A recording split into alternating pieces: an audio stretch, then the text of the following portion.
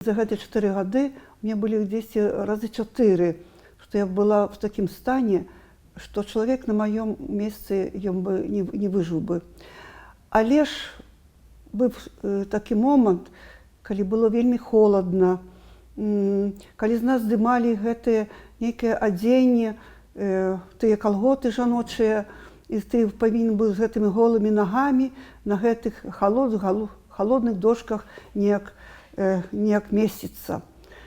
Дык вось быў у мяне такі момант, што я ўвесь час малілася. Малілася, хадзіла, малілася.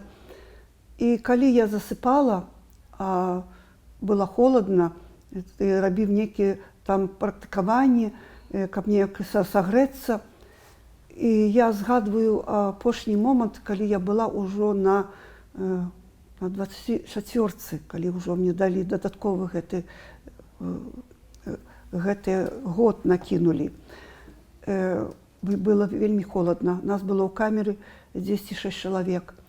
Людзі ночы не спалі, яны варушыліся, але апошні раз стала вельмі жорстка. Калі раней мы маглі неяк встаць, падысці да батарэі, прытуліцца, каб сагрэцца, то в апошні гэты год, калі ты станеш каля батарэі, ці будзеш хадзіць і рабіць нейкае практыкаванне, то тут табе падходзіў кантралёр, стукаў у дзверы і гаварыў, што каб мы займалі гэтае месца, таму што будзе напісаны на нас гэтая бумага, якая вядзе да карцеру, да павелічэння гэтых дзён, яшчэ 15 дзён табе накінуць. І вось я памятаю, холадна, дзяўчаты варочаюцца, а я засыпаю. Я засыпаю, і я пачынаюся ад таго, што мне вельмі цёпла, што мне жар такі, што мне хочацца гэту ковдру зняць і неяк паварушыць рукамі, таму што мне вельмі жарка. І вось я прасыпаюся і як бы скідаю гэту ковдру, я бачу, што ж мне няма ніякай ковдры. Але гэта невідзімае, гэта пакрывала, яна бараніла мяне ад таго холаду. Мяне спасла мая вера, таму што я ўвесь час малілася. Малілася, хадзіла і малілася. І гэта дала мне магчымасць выстаяць. І я верыла, што я не магу прапасці тут. Гэта выпрабаванне. І я ведала, што людзі, тыя, якія засталіся на волі, яны ведаюць пра мяне, яны моляцца за мяне. Я ведала гэта на 100%. На 4-цы это была вельмі маленькая камера, вельмі маленькая, дзе не было святла, была рашотка это стаяла, і, канешне, там было больш цяжка. Но ты, правда, з аднаго моманту ты знаходзішся адзін там, у гэтай камеры. На 24-цы камеры былі вялікія. І калі мяне першы раз завялі ў гэту камеру, я ж не ведала, мне хацелася пабачыць, а ж так, я ж буду пісаць у кніжцы сваёй, нешта параўнаць неяк. І тут, хочаш, Аліна Пятровна, вось табе даем магчымасць, ідзі параўнай. І вось я заходжу ў гэтую камеру, я ж таксама думаю, я ж буду адна, тут маленькая камера, я ж не ведаю, як на другіх гэтых калоніях, мне кажется, што усюды аднолькава. І вось я заходжу, і прадставце сябе. Вялікае вакно, за вокнамі вось такая прыгажунь, такія дрэвы растуць, лета, усё цвіце. Я засмяялася і сказала: «Ой, дык у вас санаторый, дык я магу яшчэ жыць у гэтым шыза». І калі начальнік мяне папытаўся: «Алена Петровна, як у вас шызо наше?» Я говорю: «А вы ведаеце, Вы нейкае сравненне. Ну, мне спадабалася ваша, я гатова сядзець у ім. Але ж другая частка, калі яшчэ ты вельмі шмат робіцца, я ж говорю, нават калі ты бачыш сонца, а там былі вялікія вокны, конечно, рашотка была, але мы бачылі гэты прыгажу. А ІК-24, яна знаходзіцца сярод лесу. Там было калісьці вайскоўцы стаялі. Таму калонія вельмі ў прыгожым месцы. Але ж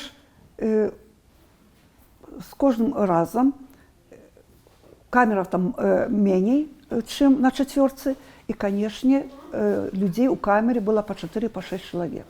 Дык вось тут былі праблемы. Калі людзі нейкія, як мы гаворым, з кім ты сядзіш, калі яшчэ нармалёвыя, ну, з дахам у іх, так сказаць, усё ў парадку, то яшчэ больш-менш. Вось, ты знаходзіш узаемаадносіны з ім. Але ж там ёсць людзі хворыя. Хворыя людзі, якім яны не могуць жыць у атрадзе, ім бы трэба медыцынская дапамога, але гэтых людзей садзяць у ШИЗО ці ПКТ. І вось тут пачынаецца праблема. Я, конечно, никому не говорила, это зараз першы раз такі досвід. За 7 месяцев, что я сидела у ПКТ, до мяне было применено 10 якраз каля гэтых колькасці сілавых момантаў, калі ужывалось некае насилие. З боку гэтых людзей, хворых людзей, гэтых, якія сидзелі разам са мной. Яны, конечно, пераводзілі начальства, калі бачылі у нейкую другую камеру, каб болей гэтага не было. Я ж была адзіная там палітычка ў гэтым атрадзе, але я заўсёды старалась дапамагчы гэтым людзям. Я ніколі не процівастаяла і гаварыла, вось, я ні за што тут, а вы вось такія тут зрабілі нейкую крымінальную там справу, вы такія-сякія, а я вось такая, я такая вялікая, я такая асоба, я нічога не рабіла, гэта вось рэжым мяне тут за краты проста так кінуў. Не, калі я бачыла, што хтосьці нават з іх не ўспрымаў тых людзей, а зачастую не ўспрымались люди по так называемому народному артыкулу. Это так называемые обязанные лица. Это люди, якія спажывалі жанчыны напоі, у іх забіралі дзяцей. І вось яны нічога не рабілі, але не выходзілі на працу, там на парадку некалькі там дзён, і все. І калі ты один дзень, это сказаць, ужо болей, чым трэба, не прыйшоў, тут же автоматычна узбуджалася эта крымінальная справа. Так я заўсёды іх останавливала і гаварыла, што ж вы робіце? Перад тым, каб сказаць на гэтага чалавека, што вы яго якабы такі нехарошы, ён бачыш дзяцей сваіх расставіў. Я говорю, паглядзіце на сваю бірачку. Які артыкул у вас там? І вось гэты, і я ведаю, што мяне тыя незабароненыя, вось гэты людзі, яны мяне паважалі ўсё ж такі. Я для іх ніколі, і калі яны адзін да аднаго там маглі звярнуцца там па фаміліі і так далей, то я для іх заўсёды была Алена Петровна. Вось Алена Петровна, і калі я была ў ШИЗА, у ПКТ, так я калі прыходзіла, то некалі нават плакалі. Мы абдымаліся, яны так, як родную, я родную сястру или маці, вось, і гаварылі, Алена Петровна, нас так вас не хапала заўсёды, хоць маленькія нейшыя, добрыя словы. І калі, конечно, начальство гэта ведала, і я мала права на атрыманне 2 базовых велічынь кожны вечар, прашу прабачэння, кожны месяц нейкую таварышку там рабіць, то палавіна гэтай таваркі я ціхенька аддавала людзям. Ціхенька, таму што гэта справа не рабілася, каб гэта все бачылі, таму што за кожную тую цукерку вось, ты магла пасці ў ШИЗА. І такім чынам я адседзела не адзін раз, так сказать, за тое, што нейкім чынам гэта даведвалася наша начальство, што я ці цукерачку там давала, ці вафельку, напрыклад, на 8 марта. Ну, вот адседзела 15 сутак. Я з гэтым, так сказать, была нязгодная і ўвесь час і з начальствам гаварыла. По договору с православной церковью до нас приезжали святары. Приезжали католические святары, приезжали православные, приезжали люди, и, например, з других протестантских неких, так сказать, этих духовных течений. Вот. И они приносили Библию. И, конечно, они нас призывали к тому, чтобы мы допомагали один одному. Как мы делились нечем, так сказать, ну, яка допомога? Это когда ты бачиш, коли у человека нема, пробач, штосьці, той цукерки, тому що він отримує там 2-3 рублі заробку, що йому, тільки на туалетну бумагу там хопить, а хочеться за шмат, так сказати, годов сидячи, ніяку цукерочку нават, тое кофе, те саме попить, тою каву, кришечку і так далі. Я нават писала письма, я писала в Генеральную прокуратуру, я говорила святарам, что робите что-нибудь, что ж такое отчуждение, это вы неправильно трактуете, я кажу, это от чужого взять и отдать. А если бы было бы, так как бы шло бы от себя, то есть я же не даю чужое, я даю свое. Вы разумеете мне, это ж, вы же зараз что робите? Вы позволяете относинам сатанинским неким правилам, не человечим, не христианским. Что же это робится? Вы, с одной стороны, вы доводите тых святаров, как яны с нами промовляли некие христианские гэтые истины. И тут он яшчэ не вышел за двери, а вы нас уже за гэтые христианские гэтые истины некие, вы нас тут так петлю так, на шею, сапраўды гэта так, вы нас зняволіце і, так сказать, і даёце нам гэтыя краты яшчэ.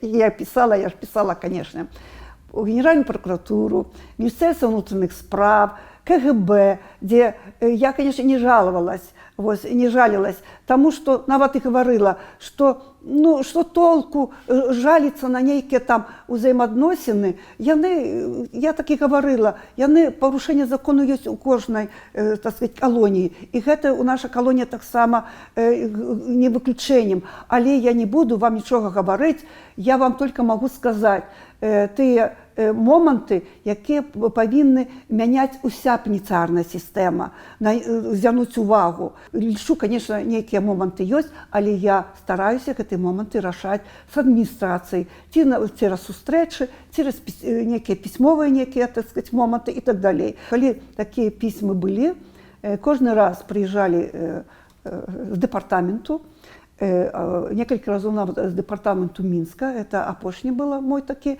вельмі цікавы ліст, які я написала Лукашенку і Трампу. Ну, это крышку пазней. Дык вось, знаю, что, конечно, штосьці выходзіла, а штосьці не выходзіла.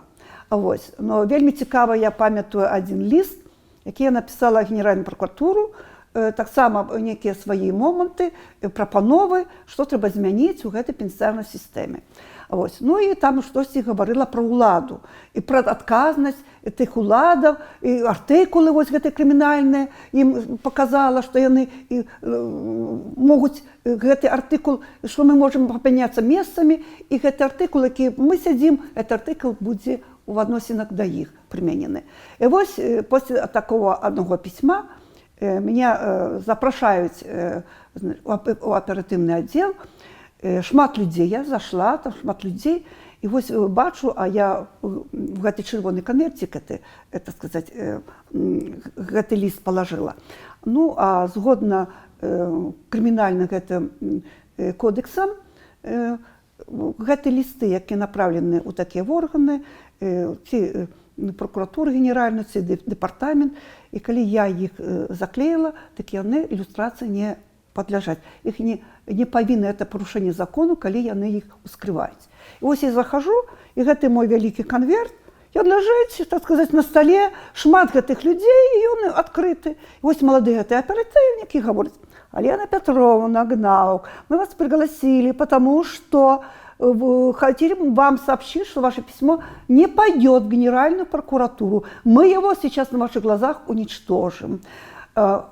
Так, я слухаю, значит, я говорю, а чему? Потому что вы оскорбили нашу государственную власть. мы не можем это письмо выпустить, поэтому оно сейчас будет уничтожено. А людей много, шмат, может, человек 10. Потому что яны привыкли, когда яны меня выкликают, там маленькое театральное, так сказать, представление. Вот. И тут я так разворачиваюсь и говорю: громадяне начальники, хочу, чтобы вы были свидками. Вы бачите, это молодой человек, оперативный работник, только что на ваших очах хочет скрыть преступление, якое совершила такая осудженная Елена Петровна Гнаук, якая оскорбила власть. Ось. И он зараз на ваших очах сказал, что будет это знищать. Это мое письмо. Мало того, это молодой человек, яшчэ парушыў один артыкул, значит, ён узяў на сябе асабістае вырашэнне пытанняў, якія ён не мае права вырашаць. Гэта мае права вырашаць толькі Генеральная прокуратура. Так что будьте, вы усе сведкі. Ён гэта, значит, не ведае, что там вырашыцца, і хтосьці там уже смяецца таму гэту, значит, у руку. Вот. І вось гэта адзінае пісьмо, і оно дайшло. Дайшло до Генеральной прокуратуры. И нават цераз недели, чему дошло, потому что приехал представник с Генеральной прокуратуры со мной знакомиться. Ну, напевно, решили вырашать, а что же за мной робить? Ці треба некие до отказности притягивать, ці яшчэ мне 411 яшчэ артыкул накидывать, ці, магчыма, вось гэты за оскорбление гэтых органов улады, магчыма, снова некие яшчэ мне некалькі гадоў яшчэ дагэтуль, 3-4 гады яшчэ светіць. На чацвёрцы, калі я была, меня выкрэслівалі, калі я хотела в клуб ісці, выкрэслівалі нават со списка у царкву. Але тутакай мы ходили кожны дзень, амаль кожны дзень у клуб. Ну, а пенсионеры, так как мы были домашние, мы были дома, так некие в субботу ці в неделю так и по 2, а то и по 3 разы ходили в гэты клуб на гэтые мерапрыемствы. Вось. И, конечно, и калі гладзілася чарговая гэта некая перадача про гэты геноцид, дык я, ну, як з языка сцяжа Елена Петровна, дык уставала и говорила: ну да, геноцид, да, дякую, великие граждане, начальники, але ж вы забываетесь, что вы показывали про евреев, я говорю, про то, что яны были зорками жовтыми, а зараз поглядите на нас, мы ж так само жовтые, вось. Ну так где же у нас? У нас так само ж геноцид. Так вось за гэта слово геноцид тут на чацвёрцы, калі я сказала, так мне лишь 10 суток шила. Вот. Ну тут, правда, за гэты геноцид у меня же не давали, але была так само магчымасць, так сказать, на одном из таких мерапрыемстваў, где показывали раз по раз, але такое было, калі гэтым людям с криминальными артыкуламі показывали нас, палітычных. Вось. І я не разумела, навошта гэта, для чаго гэта зрабіцца, каб было. І я вось аднойчы, калі показалі про нашу Ольгу Майорову, она на той момент уже стала пенсионерка, и мы могли перакінуцца раз по раз, сядзелі мы там на першым гэтым, на першых этих месцах, якія нам далі для пенсионеров, и мы могли где-то перакінуцца словом. Вось. І я разумею, калі яна была в вельмі цяжкім стане, яна захварэла, і вось пра яе гэты фільм показалі. По-моему, «Динамит протесту» ён так называўся. Вось. І поўны зал вот этот крымінальнікаў, і пра гэта чалавека паказваюць. А яна тут ледзьве сядзіць, гэтая бедная, вось не ведае, што тут зрабіць. І я разумею, што яе трэба абараніць нейкім чынам. Вось я тады встала і сказала: «Мои дороженькие, зрабіць про чалавека, про кожнага з нас, можна любы фільм зняць, гэтак зняць, каб показаць, што ён самы моцны злачынца. Але все ж таки, я хочу вам сказать, сумнявайся во зле, добры не сумнявайся. Вось, мои хорошие. І за гэта я атрымала 15 суток шиза, потому что полічылі, что я взорвала мерапрыемства. Я забараніла Ольгу. Ну и вот здесь досталося одно. Ось мы з ею отседзелі за гэтае мерапрыемства по 15 суток. Ось. Таму, конечно, і былі мерапрыемствы, якія нам падабаліся, я магу сказаць, што вельмі цікавыя людзі над сваімі крымінальнымі артыкуламі. Яны былі майстры, гэта былі людзі, якія ладзілі нейкія тэматычныя вечары, ладзілі канцэрты, прадстаўленні.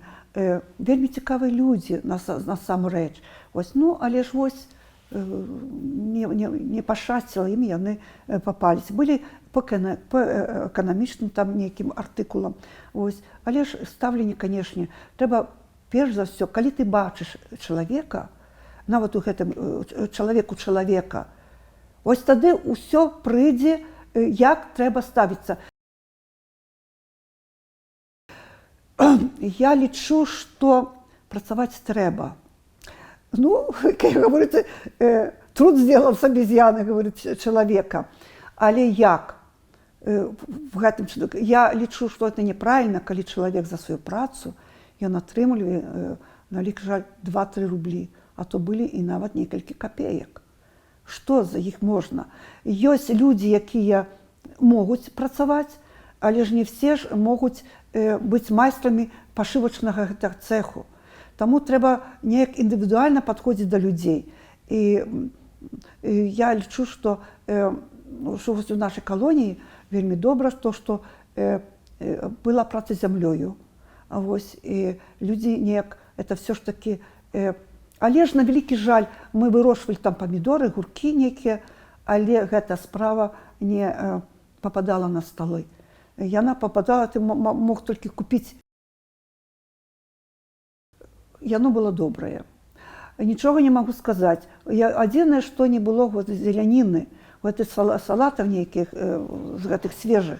Таму, конечно, 90% там гэта насельніцтва, асабліва ў нашай калоніі, гэта людзі, маладая жанчына, 20 гадоў, а яна ўжо бяззубая.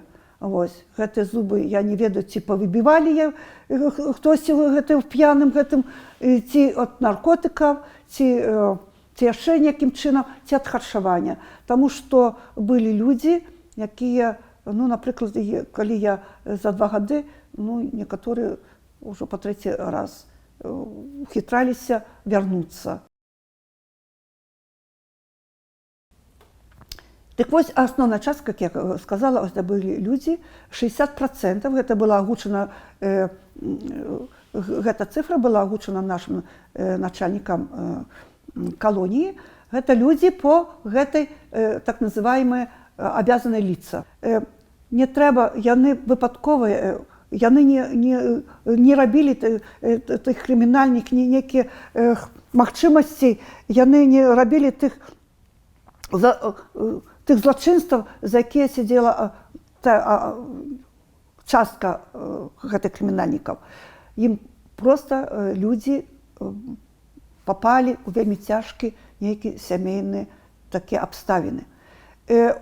Частка гэтых людзей, калі я пыталася, я хацела зразумець, это былі людзі, якія прайшлі цераз інтэрнаты. Якіх бацькі былі пазбаўлены гэтых правоў, яны былі на ўсім гатовым, гэтыя людзі не ўмелі жыць. І, канешне, ім было вельмі цяжка. Гэты канвеер, калі лустамі, што я бачу, бярэ лусту гэтых таблетак, ідзе до крана, туды і запівае, і гэта ўсё медычная вся дапамога. На вялікі жаль. Я малілася, каб у мяне хаця бы зуб не забалеў, таму што, калі ты знаходзішся в СІЗА, там зубы не лечаць, там зубы зразу вырываюць. Магчыма, калі чалавек, скажам, захварэў на нейкую там, прастудную хваробу, то калі на 4-цы давалі некалькі там дзён, хаця бы там суткі, 2, там пасцельні нейкага рэжыму, на вялікі жаль, на 24-кі гэта не было. Не было. І чалавек з тэмпературай, ён хадзіў на працу. Гэта ставлена да чалавека. Ты дай чалавеку, 3 дні ты дай, каб чалавек мог проста паляжаць на гэтай пасцелі. Не, гэтага не было. каб на гэту зняволены яны бачылі чалавека. Вось. Не бачылі тое, што чалавек гэта, што ён, все, на ім кропка пастаўлена. І вось на гэты момант, калі на нас гаварылі, ды гэта смецце, вы ніхто і так далей, это было на чацвёрцы. Так я, ведаеце, што я сказала? А я з вами не згодная. Вы гэтых людзей не бачыце людзей, а я бачу. І где же видите людей, Елена Петровна? А я говорю, я говорю, а вы ведаеце ці не, што ёсць нават людзі, якіх нават вы добра ведаеце, якія былі злачынцамі, а яны сталі святымі. Яны тут сталі смяяцца. І хто ж это такой? Я говорю, а вы іх ведаеце? Я кажу, я могу нават назваць. Апостол Павел. Вось зіма. Як ты ставішся да чалавека? У нас былі нават хустачкі, а затым гэтыя хусткі знялі і нам далі шапкі. Далі шапкі, але на вялікі жаль, так, не далі чым закрыць гэты, так сказаць, тую хусцінку ці гэты шарфічак. І вось людзі з голымі гэтымі шыямі, холадна, а ўсё ж гэты народны нейкі артыкул, у іх не было нават цёплага адзення. І вось трэба ж было і нейкія працу нейкую рабіць і на вуліцы. Акрамя таго, што ты сядзіш у цёплым памяшканні, трэба было і снег той расчышчаць і так далей. І людзі мёрзлі ў гэтых хозных, гэтых мокрых гэтых баціначках з гэтай голай шэяй. І, канешне, калі наступалі халады, тых людзі масава ішлі, так сказаць так, пілі гэтай таблеткі, ішлі ў медыцынскія гэтыя становішчы. І на іх, значыць, гэты урад аддаваў гэты вялікія грошы на тыя таблеткі, на ўсё, каб яны гарсцямі гэта, так сказаць, гэта пілі. Калі ты пападаеш за гэты краты. І ты бачыш, што грамадства яно хворае. Гэта неправільныя адносіны да чалавека. Чаму наркотыкі? Каго за наркотыкі? Наркотыкамі у большасці гэта маладыя людзі, а трэба нейкая просто праца, магчыма, не дапускаць до гэтай крымінальнай справы, а магчыма просто взяць розгу і гэтага маладого чалавека 10 разоў стукнуць гэтай розгай. Так, а не даваць яму 10 гадоў турмы. І гэта будзе больш дзейсна, чым гэты моладзь, яна гніе ў гэтай турме. І яны ж, і калі мы пытаемся ў іх, а чым ты будзеш, што ты будзеш рабіць? Яны гавораць, першае, што я зраблю, я пайду і укалюсь. Таму што не тое, што сістэма, яна толькі называецца папраўчая. Яна не можа выправіць чалавека. Займалася, займаюся і буду займацца. Ну і, канешне, іду ў раду з такім разлікам, што ўсё ж такі разам, калі будзе нейкі орган, які будзе маць нейкія правы, ўжо будзе нейкай юрыдычнай адзінкай, і да яго стаўлення нейкіх міжнародных супольнасцей будзе больш сур'ёзна. Вось, канешне, каб мы малі нейкія магчымасці прапановаць на любым узроўні, звяртацца до любых урадаў, любых краінаў, там, дзе знаходзяцца мае землякі.